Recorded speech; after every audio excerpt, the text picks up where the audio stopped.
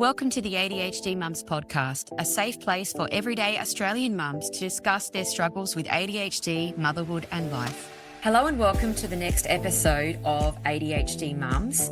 Today we have an episode I've been wanting to do for a long time, but I wanted to bring in the right guest, and that is Tanya Hicks. So if you haven't heard of Tanya Hicks, she's a local Sunshine Coaster and she's a neurodivergent woman. She's also a mum, so she's an ADHD mum as well, with a child who's also neurodivergent.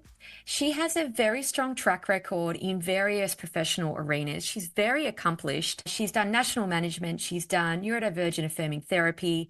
She's also done international sporting representation, which I would never have guessed having met Tanya in person. Tanya really saw a pressing need within the community. She had then embarked on a mission to create a haven where neurodivergent individuals could truly thrive and be themselves. This space is called Neurodivergent Empowered, and it helps children, teenagers and adults to embrace their unique selves, foster self-confidence and discover genuine happiness. She has a dedicated team and they put this vision into reality. If you think about, so many people talk about it, but the actual doing it is really hard. So I welcome Tanya Hicks. Thank you. It's so great to be here. I've met Tanya in person. My children have attended some of her programs, which are awesome, by the way. And Tanya really walks the talk around unmasking. So when I first met Tanya, one of the only things that we talked about was that Tanya really wanted the people inside her group program to unmask. Parents, adults, teachers or educators that are there. And that was pretty much the only requirement to attending. And I walked away and thought, wow, that's a really different approach, which is why I wanted to hold space for you to do this episode, because you're someone who truly walks the talk. Yeah, unmasking is something I know for myself that it's been a process to learn. And for me, it's the epitome of safety. If someone can hold space for you to be your authentic self. And we think that we do that a lot, but we actually don't. It's the requirement for the leaders that I bring on board in the team is that they themselves must unmask and show their authentic selves. And they absolutely have to create a space where people feel safe to. Obviously, this has been a long journey for you. Could you tell us a little bit about your diagnosis pathway, how old you were and how that was for you? Absolutely. So I'm 47 this year. I didn't even know anything about autism. I knew a little bit about ADHD when I was a child, but they were just the naughty kids, right? They're the ones that were always in trouble if they got a label at that stage of ADHD.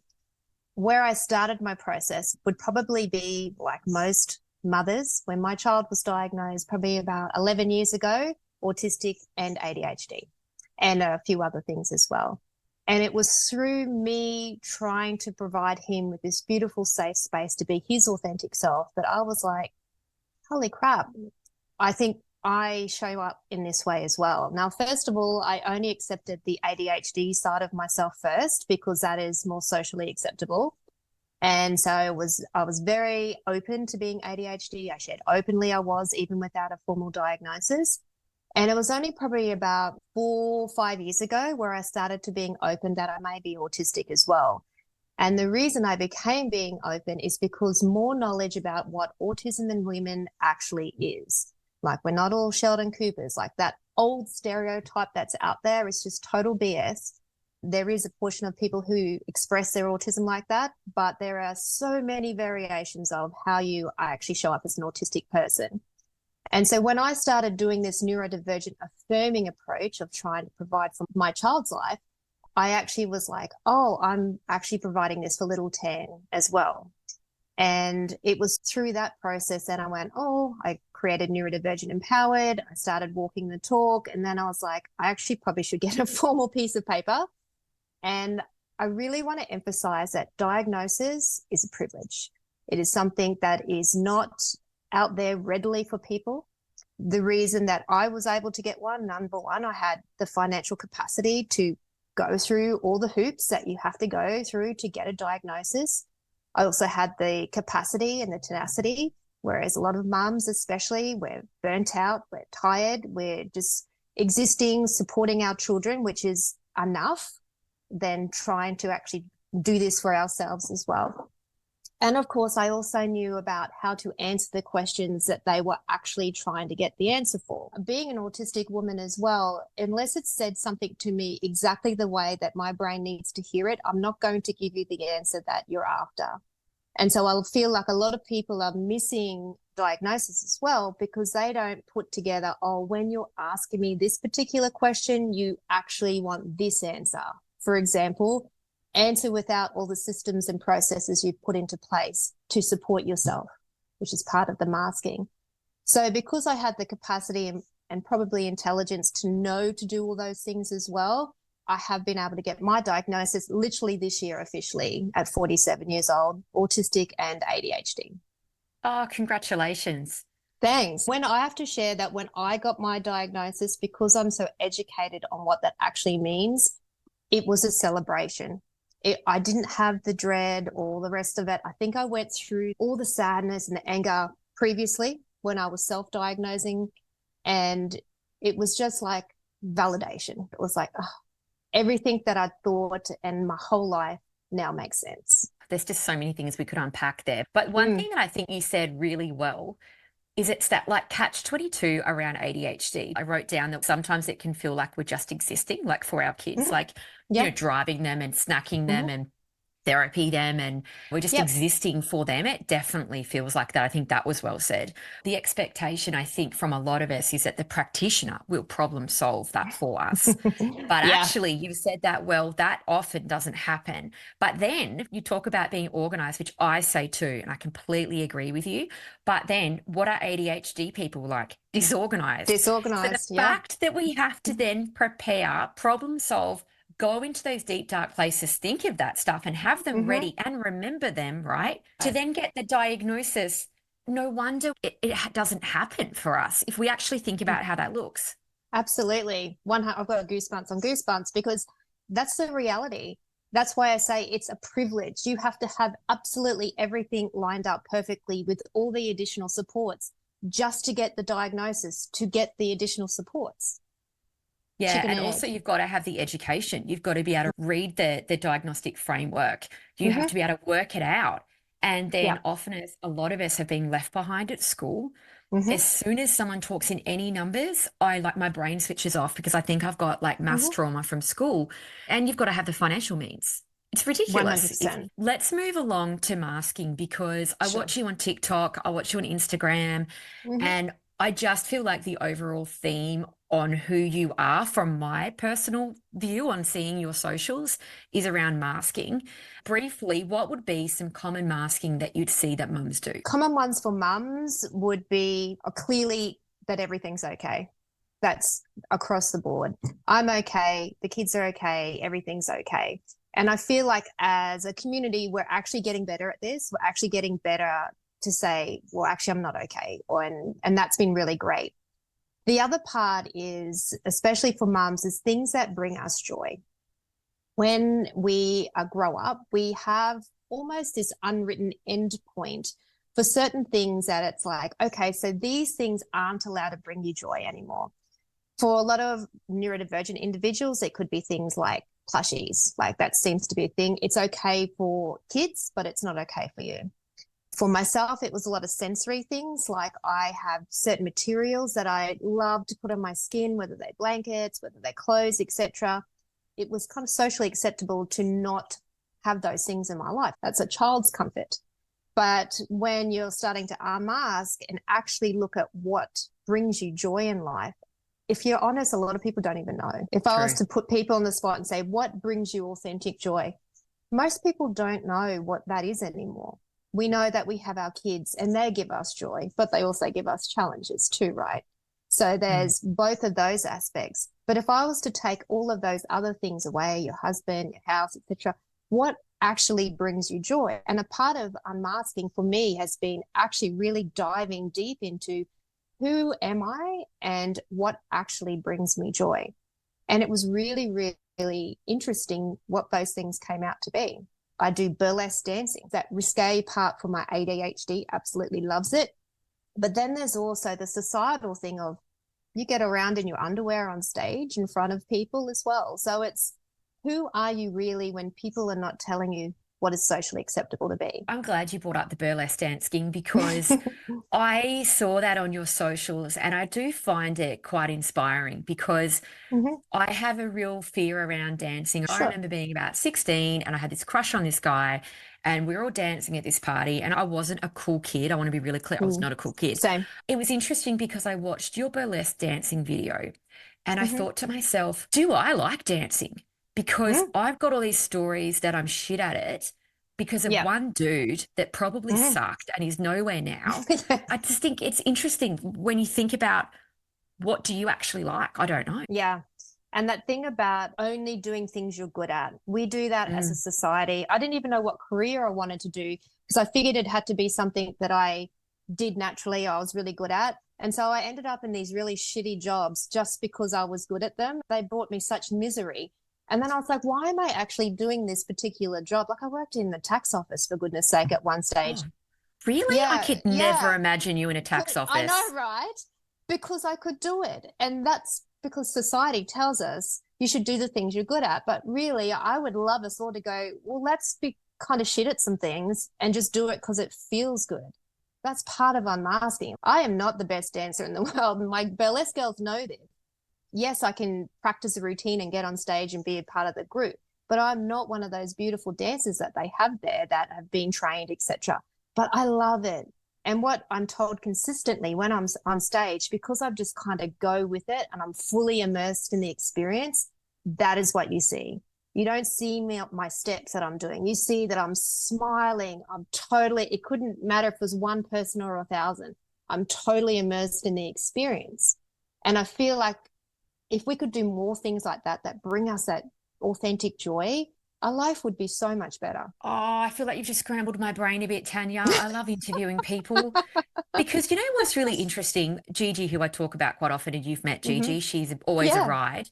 She's very creative and her singing and dancing is not something that she's great at, but it's actually one of sure. her strongest passions. We did end up putting in some singing lessons because she kept doing it and we were like, oh, Mm-hmm. maybe we should give her a bit of a like chance here because she's just terrible. And she's actually half decent now. I have nearly exact example of the same. Yeah, tell I me. didn't get into the choir at school. I was told repeatedly that I couldn't sing, didn't sing. This year at 47, I booked into my first lot of singing lessons and I'm actually learning how to sing. It's a skill that you can learn.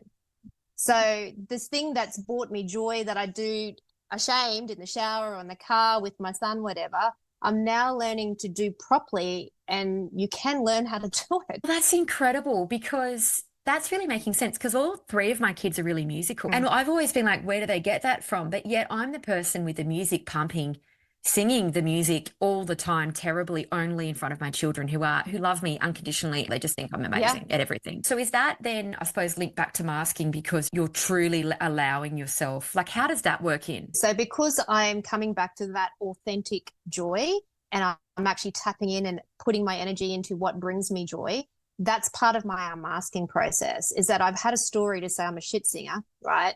And I've never, ever tried to do anything about it. And then once I started looking and being honest that this actually brings me joy. I like to sing. I like how it makes me feel when I close my eyes and belt out a tune. The fact that I'm not good at it is irrelevant, but I can learn to be good at it. So part of my unmasking process is actually putting myself in positions where I can actually do the things that bring me joy more often.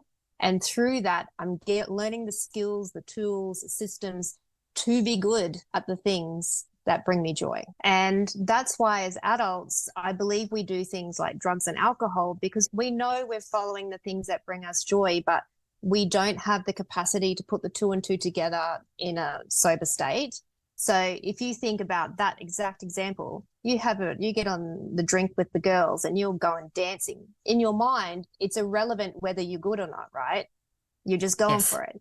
It's irrelevant in that moment because the alcohol or the drugs have cut off that reality and you are singing like you're the best singer in the world.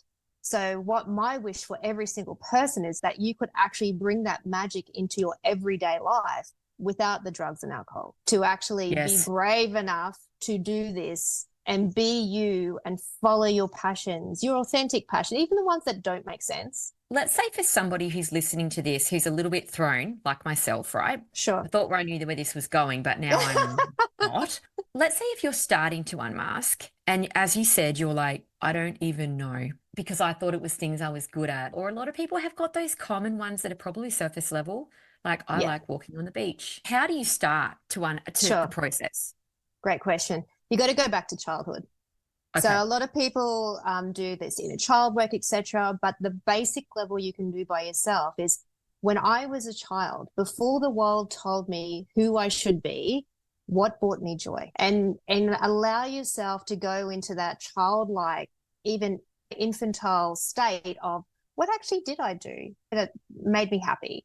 What were the conversations I had? What were the things I was interested in? And yes, you will have an adult version of it. I'm not saying you're going to like the same cartoons and stuff anymore, but there will be a particular way of being that you were that brought you authentic joy. It was you without your mask. Part of my child's as well, when he was really little, and I have permission for him to share this with people, is that he liked the feeling of wearing a dress, right? He was never wanted to be a girl. He was just a boy that liked the feeling of what we called pretties. He went to school, and I can tell you within the first year, that was gone. That was totally gone from him. And it's only through our cosplay this 7 years later that he's actually even starting to embrace that side of him again. And when he's not thinking about what other people think, I see these glimpses of just freedom. And that's what we're all chasing, yeah? That freedom of this is who I am without permission from anyone else. That's really special, isn't it? You know, what I was thinking about was Gigi really presses my buttons as they do, where Yeah. she's really into art and craft and singing and all of the creatives. I said to her, oh, I've never really done any painting before. I've never done any scrapbooking or all this stuff she's into. I woke up 2 o'clock in the morning a few months ago and I just remember vividly watching Play School as a kid. And you know how they like have it all lined up? So they've got the little toilet roll, they've got the little stickers, and then like they've got like this table, and they have everything out there together, and then they put it together slowly. And I remember just saying to my mum, I'd do anything to be able to have one of those tables and do that craft. She was a real clean freak, and she's like, oh, no, no, no, we're not having glue, we're not having paint, we're not having this, we're not having that. And it's been really great to live in the house that I'm in because it's in a great spot and my husband's desperate to renovate. But I keep saying to him, I want to leave the house as old and shit for as long as possible because at the moment we get the paints out, we get the glues out. I don't really care. But as soon as we renovate, I know that will be different. I never had those opportunities to explore that side because it was a different time. I make choices around that consciously of, do I want to, because I love to renovate. So ADHD side of me is really good for our brain to change our environment quite often. And I love doing that, but I'm also conscious of I never want to get to the stage where this choice is going to inhibit this creativity or this memory making opportunity. I know me, once I make something beautiful, I don't want you to stop it being beautiful. Oh no, I agree. That's why it's like I can't relax if I've got a beautifully renovated house that I've spent a couple of $100,000 on. No way. No one's putting paint in there. What would be the kind of biggest changes that you've seen within yourself since doing the unmasking?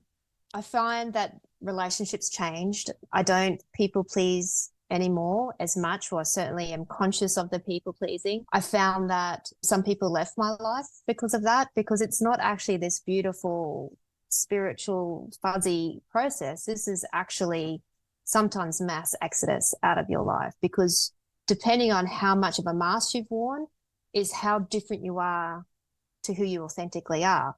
So you've actually created these friendships, relationships, careers around a persona that's not actually you a lot of the time. And when you start to go, this is actually who I am, the people fell in love with who you presented yourself to be. They didn't fall in love with actually who you are.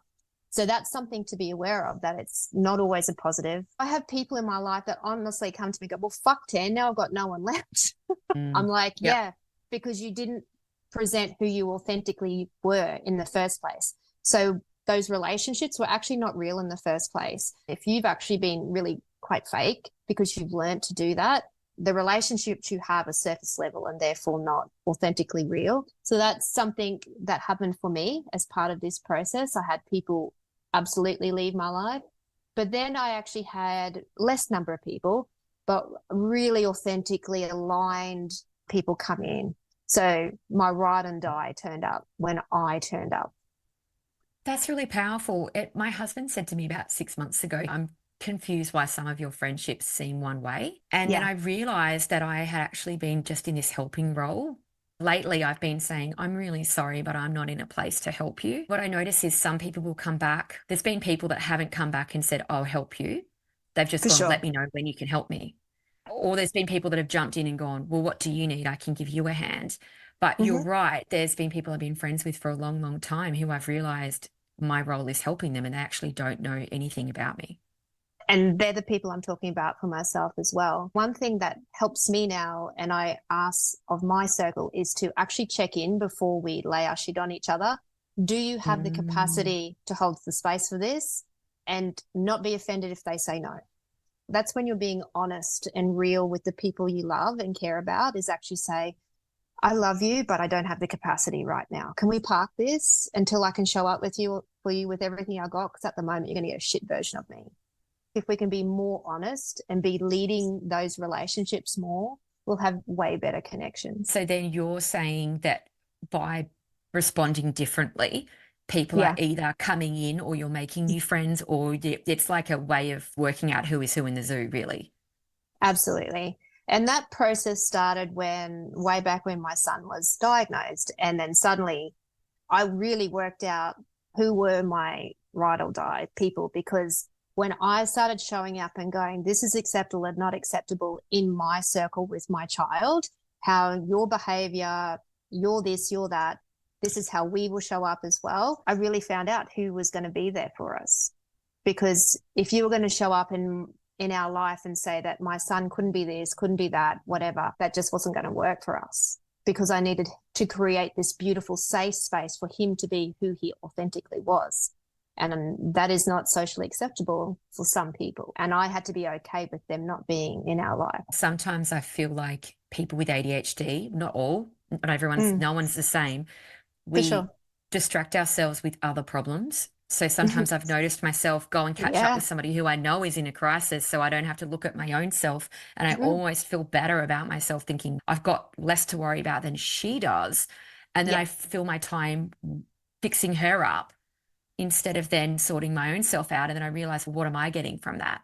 Because I'm Yeah. saying I'm helping her, but actually I'm actually getting something too. Yeah, for sure. And great self-awareness. And I've absolutely done that, still do that on occasion as well, is that it's a distraction from doing the thing. And don't get me wrong, if that person got something out of your focus and attention, then that's a beautiful thing. But as long as you're consciously aware of, this is why I'm doing it. Yes, it is for this person, but I'm actually distracting from, one, giving my brain a break from what I have to do, which sometimes needed, or two is like giving my brain a break from doing the hard things I need to do for myself to make my life better. And my life got better when I started doing more of the hard things, having the hard conversations, making hard choices. When I made the decision to take my son out of school, I did not want to make that decision. I didn't want to be the person to show up and go, you know what, I think we can do better somewhere else.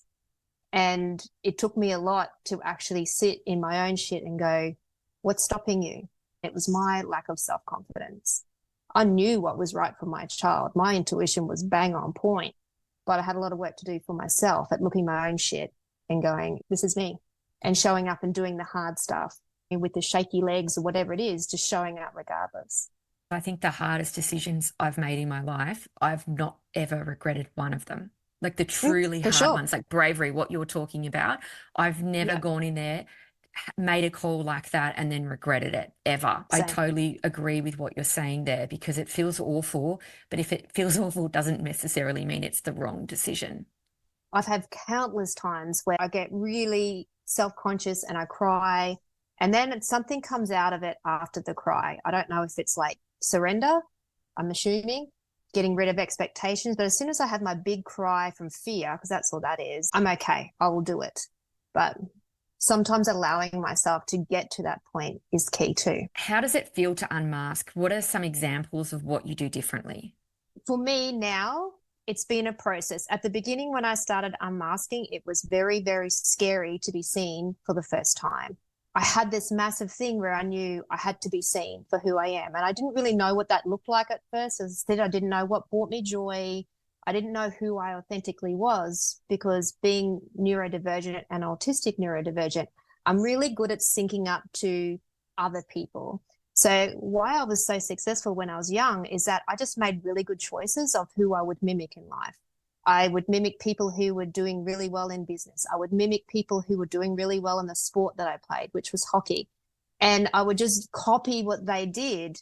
And I therefore had the same success. As I got older and I started this unmasking process, it was all about, okay, now you're going to have no one to copy. Who is this person? And it was incredibly challenging. The end point now, years into it, is that I feel free. I feel like I'm at the stage where I've had enough people leave and enough evidence to know that I'm going to be okay no matter what, as long as I'm authentic, as long as I'm being true to myself. So the outcome of unmasking is freedom, is fulfillment, is happiness. But I do not want to underplay that the journey to get there is pretty fucking hard. It's hard. It's looking at yourself about who you authentically are. There's a reason you masked in the first place. And I feel like a lot of people gloss over this part. You masked certain parts of yourself to be accepted by people around you. And then if you're going to start showing up and saying, well, I'm not going to put that mask on anymore, that the same people will leave that you had to put the mask on for the first place. It's so interesting that you talk about that, because they talk about the chameleon effect of autistic women. When I first read a few of the books, I've been reading a lot of memoirs at the moment, and I read a couple of the books and I realized that I had always latched onto a partner and then became what I thought they needed because I didn't think I was enough. And I would just actually become their other half. And then I would go and learn whatever they were into so hard and so intensely. I would then be really good at it. My ex-partner was a very high up personal development speaker. A lot of people know him. I became his top salesman. I worked very hard up in his company, and I got to a point where I thought, I don't think his business can survive without me. And he still left, and he did survive. And that was a real wake up call for me, because I've only realized in the last 6 months that that's what I've done my entire life. I think it's been so disarming to then realize I have no idea who I am. Like, if you strip it back, it's fucking terrifying. I thought I was a strong, independent, assertive woman only if I'm playing a fucking role. If I'm not playing a role, like, I'm lost in the wind. Then you kind of go back to playing a role because it's comfortable. Autistic women in relationships do that. Either they sync up to you or you sync up to them. Usually we attract another neurodivergent person as well. So that's why the syncing occurs.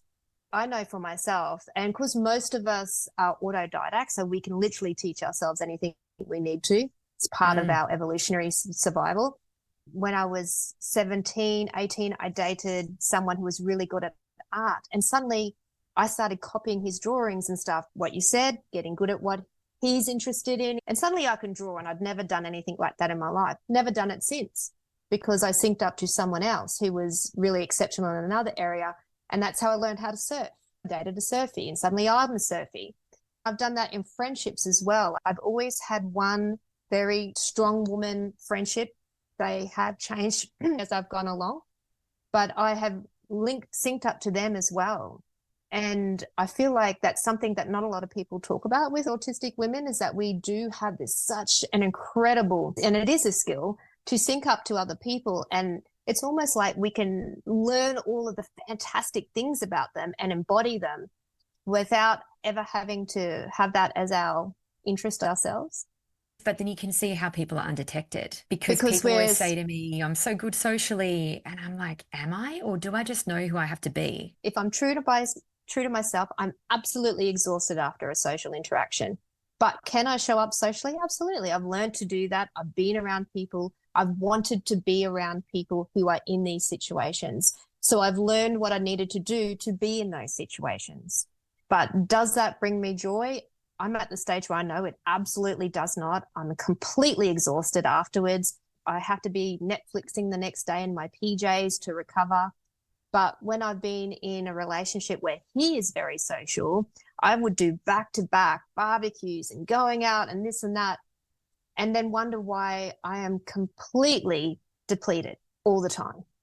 I did an interview with Dr. Jacinta Thompson, and she said something that really changed my whole world. She was like, if you are autistic and you have ADHD and you take ADHD medication, like pure stimulants, not the non-stimulants that have got kind of like both effects, she's like, you may find that your ADHD shield comes down with the impulsivity, the hyperactivity, the go, go, go, go, go. And then you're left like a deer in headlights because all of that has gone. When she said that, I just was like knocked for a six, because I was like, that's actually what's happened to me.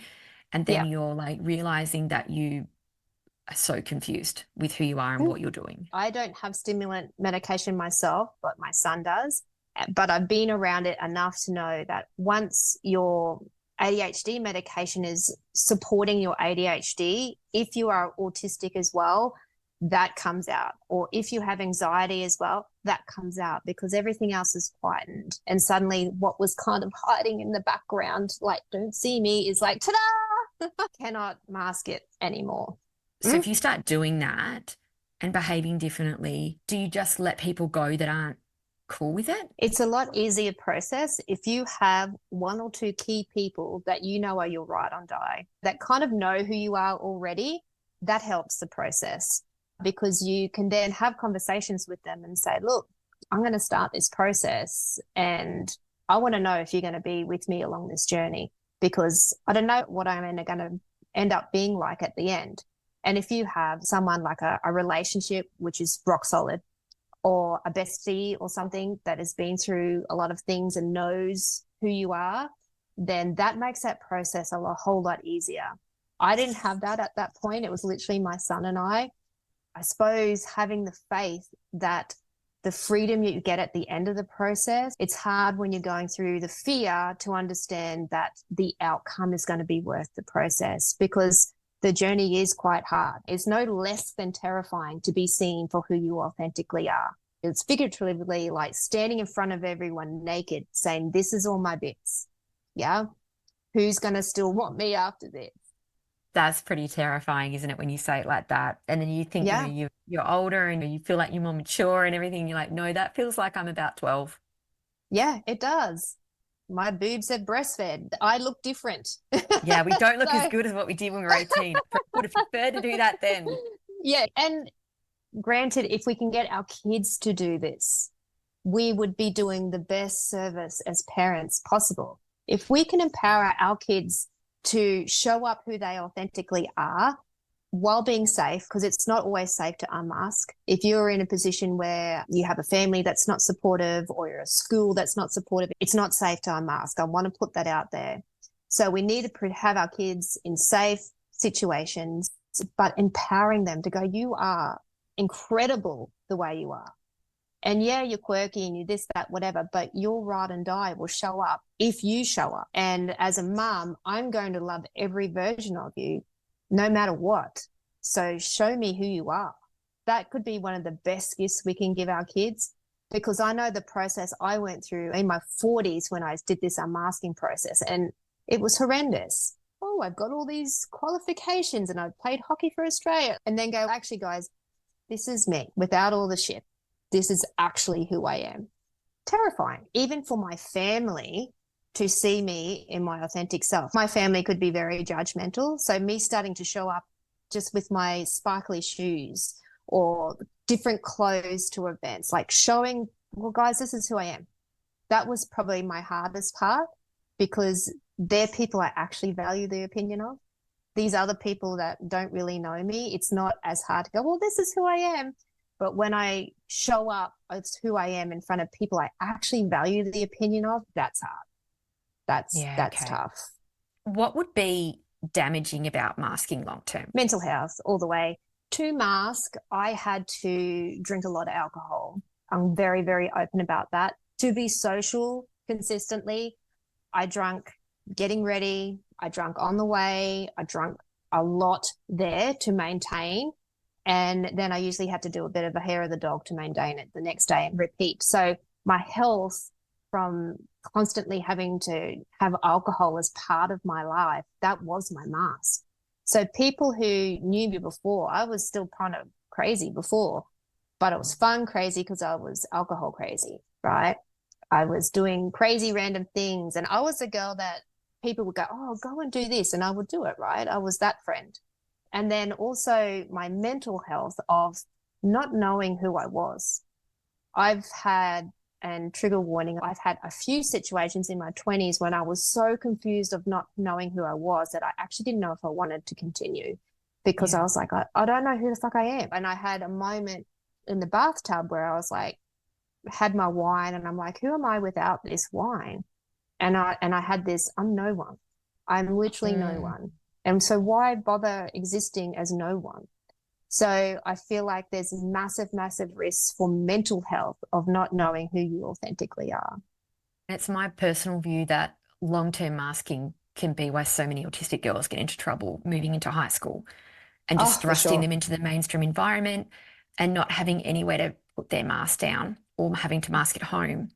Then it's like, oh, surprise, surprise, they're anxious and depressed. I wonder what happened. What do they have to be anxious, depressed about? Because they are exhausted by putting on these personalities. It's a really good point you make. I'm one of the cliche autistic women, multiple sexual assaults. And the reason when you're younger and you put yourself in these positions is because you were told everything that is authentic about you is wrong. So if I'm constantly, no, you don't feel that. No, that's sensory. That's not an issue. No, that's not a big thing. You shouldn't feel like that. If you're constantly told that, then you just totally disconnect from your intuition. And because we have those instincts that even kick in for our safety. And I was in so many situations that were preventable because I didn't know to trust my intuition, because my intuition was always wrong. Also, society told me. So I feel like real safety is also an issue for high masking women, especially, is because we learn to not trust our instincts. We learn to not trust ourselves. That can't be right because I'm told that's wrong. So this feeling I'm getting of going into this position with this man away from my friends, he knows better, right? Because I never know the right thing. I look back and think to myself, how did I not know when that person said to me, can you come over here? I just want to talk to you about something, away from my friends in the dark. I literally thought he wanted me to talk to him about something. Then I feel like an idiot after. And then I think it was all my fault because I'm always wrong. I should have seen that coming. But when you're a literal thinker and you actually think someone wants, it's stupid. You look back and think you're dumb.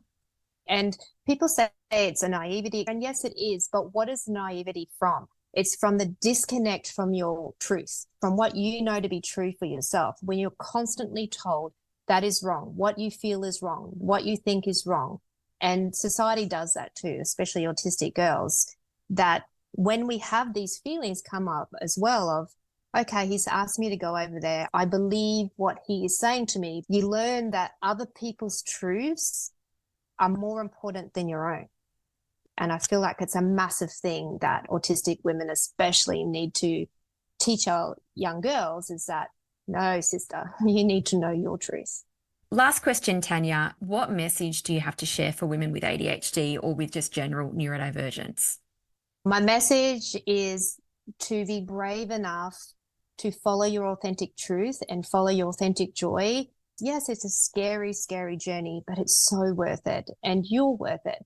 And I feel like a lot of ADHD women especially have had that message subconsciously said to them repeatedly that you're not worth it. You make these mistakes and you're a burden in a lot of ways. But I want to remind you that you are absolutely worth having this beautiful life of freedom.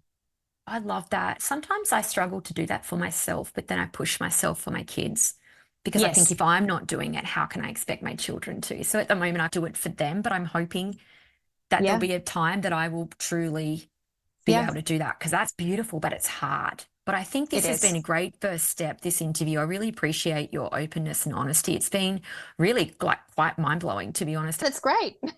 Yes, I've had yes. a really great time too. I'll put in all the episode notes on Tanya and her business, Neurodivergent Empowered.